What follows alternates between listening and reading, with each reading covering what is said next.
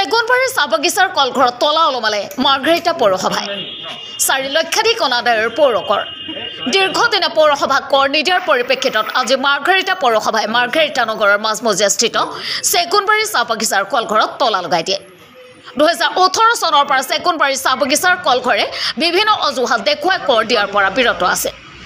চেগুনবাৰী চাহবাগিচাৰ কলঘৰে বৰ্তমানলৈকে পৌৰসভাক 4,09,560 টকা 57 পইচা দিবলৈ আছে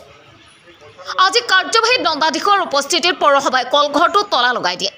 পৌৰসভাক অনাদায়ী কৰ পৰিশোধ নকৰা পৰ্যন্ত কলঘৰত বাগিচা কৰ্তৃপক্ষই কোনো ধৰণৰ কাম-কাজ চলাব নোৱাৰিব পৌৰসভাই স্পষ্ট কৰি দিছে নিউজ ৰিপৰ্ট অসম ৰিপৰ্ট তেওঁলোকে একচুৱেলি আমাক প্ৰপাৰ্টি টেক্সটো দিয়া নাছিলে এতিয়া 2018 চনৰ পৰা আমাৰ মাৰ্ঘেৰিটা মিউনিচিপেল বৰ্ডত প্ৰপাৰ্টি টেক্সটো লাগু কৰা হৈছে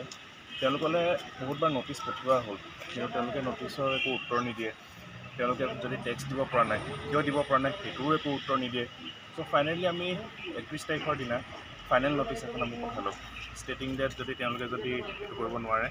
দেন 10 দিনৰ সময় দিয়া গৈছে যদি একো যদি গ্ৰহণযোগ্য উত্তৰ নাপায় তেতিয়াহ'লে ফেক্টৰীটো চিল কৰাব তেওঁলোকৰ আপোনাৰ দিবলৈ বাকী আছে এৰাউণ্ড 5 লাখ ৰুপিজ চ' এতিয়া সেইকাৰণে 10 দিনটো উকলি গ'ল আৰু সেইকাৰণে আজি 12 তাৰিখৰ দিনা ফেক্টৰীটো তেওঁলোকে চিল কৰি দিয়া হৈছে যদি তেওঁলোকে যদি এমাউণ্টটো টেক্সৰ এমাউণ্টটো যদি কাইলৈ ভিতৰতে যদি তেওঁলোকে জমা দিব পাৰে তেতিয়াহ'লে আমি মিউনিচিপেল বৰ্ডে কাইলৈ ভিতৰতে আমি চিলটো খুলি দিম ফেক্টৰীৰ লগত গেছ পাইপো সংযুক্ত হৈ আছে আৰু ইলেক্ট্ৰিচিটি কানেকশ্যনো আছে কাটি দিয়া নটিচ দি পঠিয়াব নেকি নাই এতিয়াতো সদ্যহতে অকল ফেক্টৰীটো এনেকৈ বন্ধ কৰি দিয়া হ'ল বাকীখিনি আমি একো হেৰি কৰা নাই জাষ্ট মানে তেওঁলোকৰ যিখিনি মুভেবল মেটেৰিয়েলছ সেই ফেক্টৰীৰ যিখিনি নিজৰ মুভেবল মেটেৰিয়েল সেইখিনি তেওঁলোকে ক'তো যাব নোৱাৰে সেইটো কাৰণে তেওঁলোকৰ বৰ্তমান এতিয়া অফিচ ৰুমটো চিল কৰা হৈছে যাতে তেওঁলোকে তাৰ পৰা একো ফাইল উলিয়াব নোৱাৰে ৱে ব্ৰিজটো চিল কৰি দিয়া হৈছে ষ্ট'ৰ ৰুম আৰু লগতে তেওঁলোকৰ যিখন মেইন গেট সেইখন চিল কৰি দিয়া হৈছে ছাৰ আৰু আমি দেখিছিলোঁ এই যিহেতু ফেক্টৰীটো মেইন নগৰৰ মাজতে অৱস্থিত কিন্তু ফেক্টৰীটো যিখিনি ডকুমেণ্টছ আছে লেণ্ড ডকুমেণ্ট যিখিনি আছে সেইখিনি মানে বস্তি লাইন বুলি আছে হয় মানে কিয় কনভাৰ্ট কৰাৰ ব্যৱস্থা কৰিব নেকি সেইটো বিষয়টো মই এতিয়া একো ক'ব নোৱাৰিম কাৰণ সেইটো আপোনাৰ চাৰ্কল অফিচৰ কথা হয় চ' চাৰ্কল অফিচাৰে এইটো বিষয়ে ভালকৈ ক'ব পাৰিব কিন্তু তেওঁলোকে যাতে ইয়াৰ পৰা যাতে একো ডকুমেণ্টছ লৈ যাব নোৱাৰে এই সময়ছোৱাত সেইকাৰণে আমি অফিচটো আমি চিল কৰিছোঁ হয় এই আমাৰ মাৰ্ঘেৰিটা মিউনিচিপাল বৰ্ড আগতে আপোনালোক জানে যে মাৰ্ঘেৰিটা টাউন কমিটি আছিলে 18 চনত যেতিয়া বৰ্ড হ'ল তাৰপিছত চৰকাৰৰ নিয়ম এটা আছে যে বৰ্ডৰ অন্তৰ্গত যিমান প্ৰপাৰ্টি থাকে তাত চবত টেক্স দিব লাগে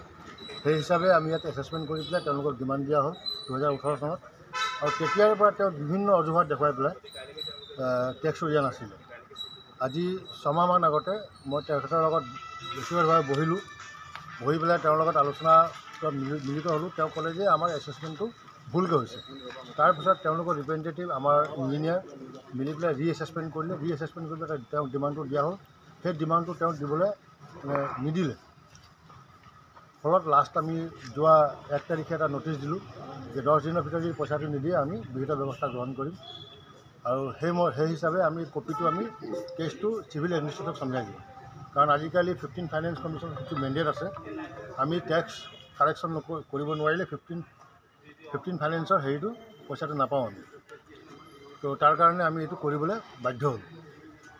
কিমান দিন বন্ধ ৰাখিব এইটো তেওঁ টেক্সটো দি দিলে আমি খুলি দিম টেক্সটো নিদিয়ালৈকে এইটো আমি আমাৰ ফালৰ পৰা আমি বন্ধ কৰি দিওঁ